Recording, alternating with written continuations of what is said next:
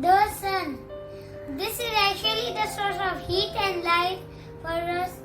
It has a core and like other bodies in space except black holes which don't have. And the sun is actually very hot, about 93 million degrees Fahrenheit. Get to the next place. Is Mercury. This is the closest planet to it, which is actually orbiting it. If the sun grows a bit larger, about 36 million miles more, Mercury would be swallowed by the sun. So let's skip on. Next in line, Venus. This hot planet is called sometimes the Earth's twin sister. So moving on to the next planet, which you know already, called Earth. It has one moon called Luna, also known as the moon. You can hide it from the way. The Earth is the only planet in the solar system that has life.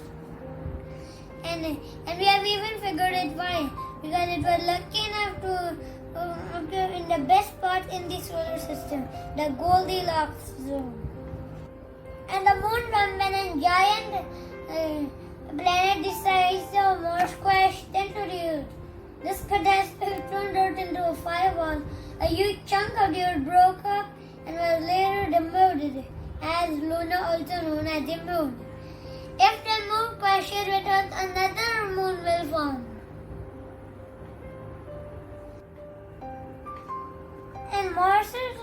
And the next is Mars. Mars's two moons formed when a huge big asteroid this time crashed into the planet. Since it has very small moons, they mostly occur when a giant asteroid crashes into a planet. A small small chunks of the planet breaks up and making it. But the largest moon of Mars, Phobos, is going to explode Earth and forming a ring system for some million years. So, hopping to the next planet called Jupiter.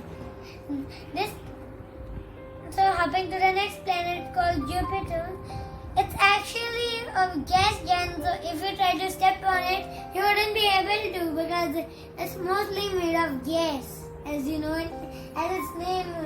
Okay, then, so skipping to the next planet. This is Saturn. You would be lucky enough to visit from very close since its rings are solid, but they are made by lots of chunks. The biggest chunks are actually dwarf planets. So you can say some dwarf planets are smaller than asteroids. And moons can also be smaller than asteroids. The Saturn's one ring particle, which is also a moon, called Pan, is smaller than the largest asteroid in the solar system, Ceres. Then the next thing, Uranus. You might think I'll show it like this, but it's actually like this. If you wanted to show right, my writing also gets almost gets upside down. But instead, it looks like more like a vertical line. And Uranus has a tilt of 98 degrees. That makes the season on the ice giant. Now again, that means it would be of water, ammonia ice, and a bit of methane on its surface. And it has a core, just like other bodies and the sun, as I told you before. Remember? And Uranus wouldn't has its rings on, but two types of them. It has a dark type of ring which are called the inner rings, and the outer rings are one blue and one red. Skipping to the next planet, which is Neptune. Skipping to the next planet, which is Neptune. Then the Neptune, again just like Mars, the biggest one of Neptune, Triton, is going to explode up on its when it wanders too close to the planet, forming a ring system. Okay, now hopping very far away towards the black hole. Yeah, the closest black hole to Earth is called the unicorn. And the black hole in the center of our galaxy is called Sagittarius 1. Okay, so there are also another cloud closer to it, Sagittarius B2, which tastes like raspberries. Ha! Discovery tasty planets. Space is getting better and better by the second. Then comes really far away and the whole of our galaxy, the Milky Way. It's actually one of the two biggest galaxies in the local group. It's one of the two big kids in the local group, the Milky Way, and the Andromeda galaxy is a bit bigger. Coming to Dwarf Galaxies.